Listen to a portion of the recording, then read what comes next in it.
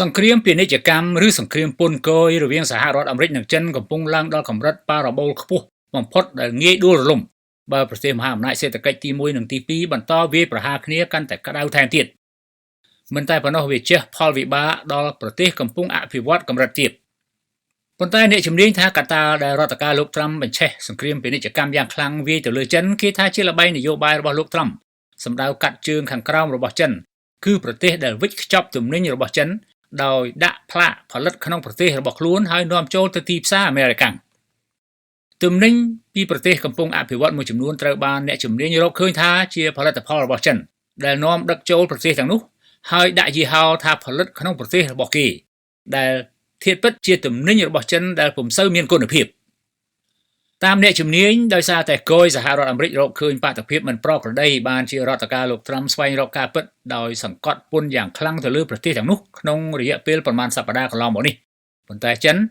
សម្រាប់លោកត្រាំដូចជាមិនដកថយឡើយតាមអ្នកជំនាញទោះជារដ្ឋការលោកត្រាំផ្អាកយកពន្ធខ្ពស់រយៈពេល90ថ្ងៃក៏ដោយអនុវត្តយកពន្ធធ្លាក់មកត្រឹមតែ 10% សម្រាប់ប្រទេសមិនសងសឹកនឹងសហរដ្ឋអាមេរិកតែរដ្ឋការលោកត្រាំនឹងចាត់វិធានការមួយទៀតទៅលើប្រទេសទទួលវិចខ្ចប់ផលិតផលចិនពាក់ផ្លាកផលិតក្នុងប្រទេសរបស់ខ្លួនក៏ប្រហែលរដ្ឋការលោកត្រាំអាចនឹងស្រាវជ្រាវរកឲ្យឃើញផលិតផលរបស់ចិនហើយអាចបិទការនាំទំនិញទាំងនោះចូលសហរដ្ឋអាមេរិកព្រោះជាផលិតផលរបស់ចិនអ្នកសង្កេតការមើលឃើញបរិបទសង្គ្រាមពាណិជ្ជកម្មនៃរដ្ឋការលោកត្រាំវាយសម្ពងទៅលើចិនខ្លាំងជាងគេ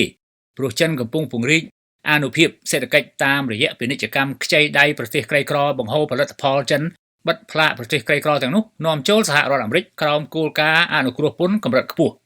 នៅថ្ងៃសុក្រទី11ខែមេសានេះសហរដ្ឋអាមេរិកនិងចិនបន្តសង្គ្រាមពាណិជ្ជកម្មមួយប្រាវដាក់គ្នាទៀតទៅវិញទៅមកប្រធានាធិបតីសហរដ្ឋអាមេរិកដូណាល់ត្រាំបានតម្លើងពន្ធលើគ្រប់មុខទំនិញពីចិនដែលចូលទីផ្សារសហរដ្ឋអាមេរិកដល់ទៅ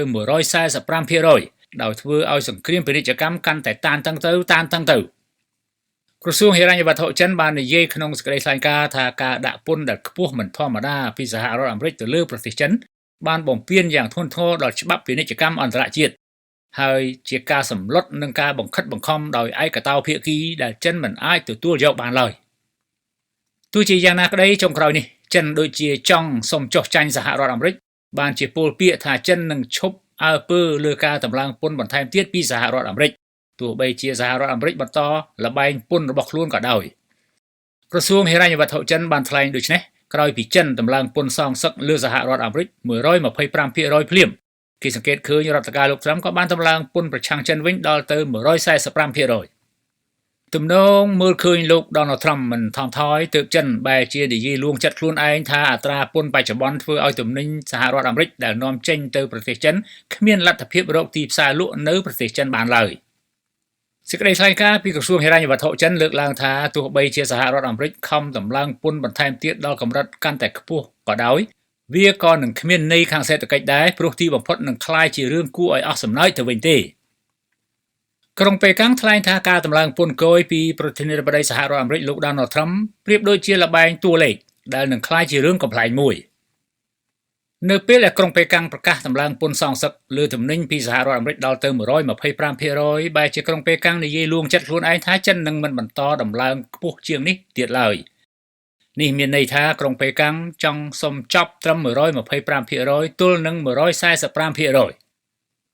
ក្រោយពលពាក្យថាចង់បបួលគ្នាឈប់សងសឹកដាក់គ្នាបែរជាចិនបន្តប្រមានប្រសិនបើសហរដ្ឋអាមេរិកនៅតែបន្តតម្លើងពន្ធធ្វើឲ្យប៉ះពាល់ដល់ផលប្រយោជន៍របស់ចិនគឺចិននឹងដាក់ចេញវិញនៅវិធានការតបតវិញយ៉ាងម៉ឺងម៉ាត់និងរហូតដល់ទីបញ្ចប់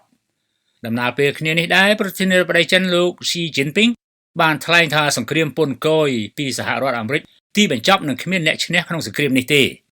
លោក Xi ទំនងជាចង់និយាយថាបើឈប់បានក៏ឈប់ទៅ